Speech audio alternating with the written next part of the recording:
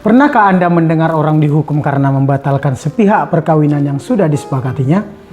Di antara kita mungkin pernah mendengar di mana ada seseorang yang berjanji akan mengawini atau akan menikahi kekasihnya. Akan tetapi janji itu tidak ditepati dan rencana perkawinannya dibatalkan secara sepihak tanpa alasan yang sah. Ya, apapun alasannya, yang pasti keputusan itu akan menyakiti pasangan atau bahkan bisa jadi menyakiti hati keluarga. Membatalkan sepihak rencana perkawinan atau janji akan mengawini kekasihnya bisa saja terjadi dari pihak laki-laki maupun dari pihak perempuan. Memang di dalam kehidupan sehari-hari tidak menepati janji akan mengawini atau membatalkan perkawinan secara sepihak tanpa alasan yang sah mungkin terdengar biasa saja ya, tapi hati-hati. Mengingkari janji untuk menikahi apalagi telah menimbulkan suatu kerugian, maka perbuatan yang menimbulkan kerugian tersebut dapat dituntut secara hukum. Misalnya saja ada seorang calon mempelai pria tanpa alasan yang jelas membatalkan sepihak atau mengingkari janji kawin terhadap calon mempelai wanitanya. Padahal pihak perempuan mungkin saja sudah mengeluarkan banyak biaya untuk persiapan perkawinannya, seperti misalnya membayar bridal, biaya catering, cetak undangan, DP gedung dan sebagainya. Belum lagi rasa malu yang harus ditanggung oleh keluarga, teman dan lingkungan sekitarnya. Janji kawin ini memang sering sekali diucapkan sebagai bujuk rayu agar kekasihnya mau melakukan hubungan suami istri dengannya. Dan hal itu terjadi hingga perempuan itu hamil dan akhirnya ditinggalkan begitu saja ya. Sehingga janji untuk mengawini tadi tidak lagi ditepati oleh kekasihnya. Oke, mari kita lihat seperti apa sih sebenarnya ketentuan hukumnya. Oke, jadi pada dasarnya janji kawin tidak menimbulkan hak untuk menuntut di muka hakim untuk berlangsungnya perkawinan itu. Bahkan sekalipun ada kerugian biaya dan bunga akibat tidak dipenuhinya janji kawin tersebut, atau sekalipun telah diperjanjikan sebelumnya oleh kedua belah pihak ya. Hal itu diatur dengan tegas di dalam pasal 58 Kitab Undang-Undang Hukum Perdata. Lebih jelasnya mari kita lihat pasal 58 Kitab Undang-Undang Hukum Perdata yang bunyinya sebagai berikut. Janji kawin tidak menimbulkan hak untuk menuntut di muka hakim berlangsungnya perkawinan. Juga tidak menimbulkan hak untuk menuntut penggantian biaya, kerugian dan bunga akibat tidak dipenuhinya janji itu. Semua persetujuan untuk ganti rugi dalam hal ini adalah batal. Jadi dari ketentuan pasal tersebut, dalam hal janji kawin tidak ditepati, maka terhadap pihak yang mengingkari atau membatalkannya tidak bisa dituntut secara hukum ya. Namun demikian, ada keadaan tertentu yang memungkinkan pihak yang dirugikan melakukan tuntutan untuk meminta ganti rugi yang telah timbul dari janji kawin yang diingkari atau dibatalkan sepihak tersebut. Keadaan tersebut diatur di dalam pasal 58 ayat berikutnya yang berbunyi, akan tetapi jika pemberitahuan kawin itu telah diikuti oleh suatu pengumuman, maka hal itu dapat menjadi dasar untuk menuntut penggantian biaya, kerugian dan bunga berdasarkan kerugian-kerugian yang nyata diderita oleh satu pihak atas barang-barangnya sebagai akibat dari penolakan pihak yang lain. Dalam pada itu tak boleh diperhitungkan soal kehilangan keuntungan. Pada ayat selanjutnya ditegaskan bahwa tuntutan ini kadaluarsa dengan lampaunya waktu 18 bulan terhitung dari pengumuman perkawinan itu.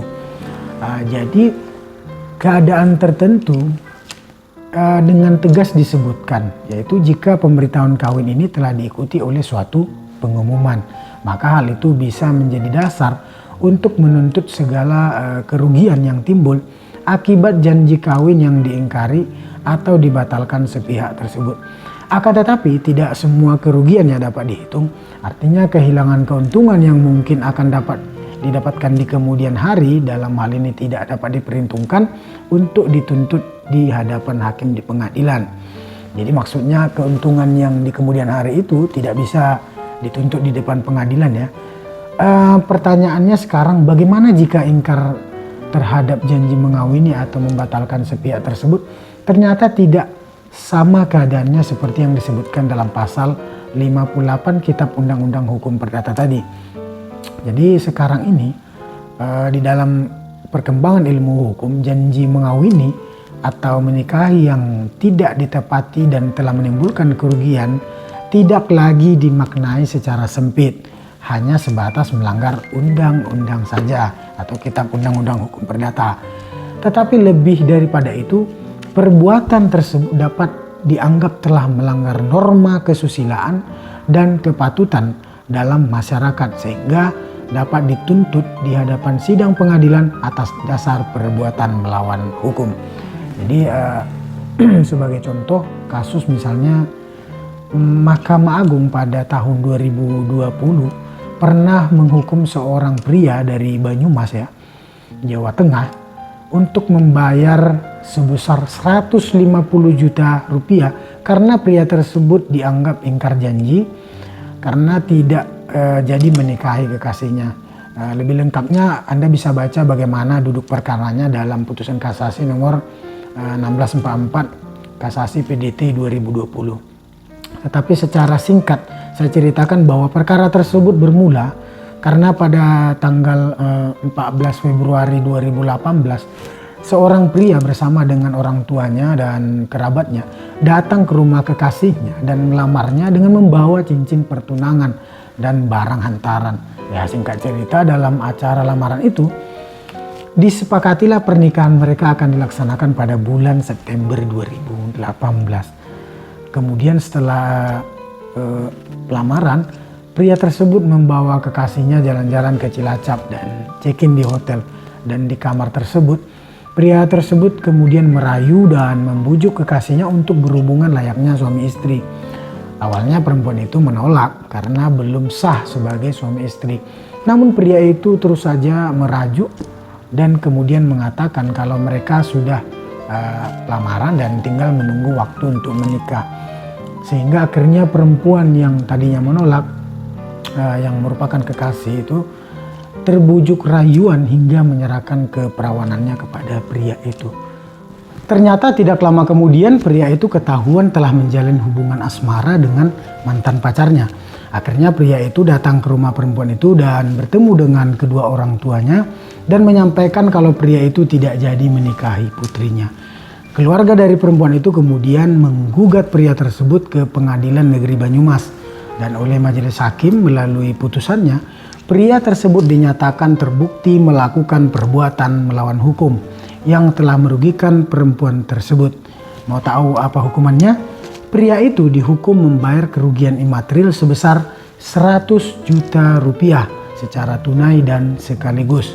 Sementara pada tingkat banding di Pengadilan Tinggi Semarang, majelis hakim memperberat ganti kerugian imaterial yang semula 100 juta menjadi 150 juta rupiah dan ini juga dibayar secara tunai dan sekaligus. Lebih lanjut pada tingkat kasasi, Majelis Hakim Agung menolak permohonan kasasi dari pria tersebut ya. Nah, jadi kasus seperti ini sebenarnya sudah pernah terjadi dan sudah diadili dengan pertimbangan hukum yang sama. Pada tahun 2000 kalau tidak salah, Majelis Hakim dalam perkara nomor 3277 kasasi PDT 2000 pernah menghukum dan menyatakan perbuatan tersebut sebagai perbuatan yang melanggar norma kesusilaan, kepatutan masyarakat dan dianggap sebagai perbuatan yang melawan hukum.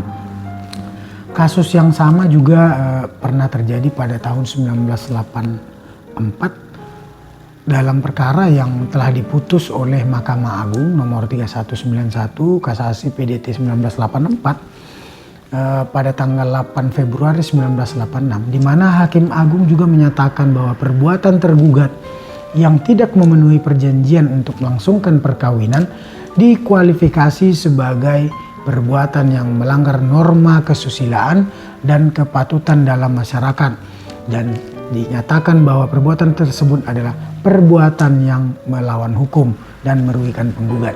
Jadi oke, paham ya? Jadi jangan mudah berjanji untuk menikahi seseorang, apalagi membatalkannya sepihak tanpa alasan yang sah, sehingga menimbulkan kerugian dan terutama kesedihan yang mendalam bagi sang kekasih dan juga keluarga. Karena atas perbuatan Anda tadi, Anda bisa dihukum dan bisa dihukum untuk membayar ganti kerugian yang timbul dari perbuatan Anda. Baik ya, itulah tadi penjelasan singkat dari saya. Semoga video ini bermanfaat buat Anda.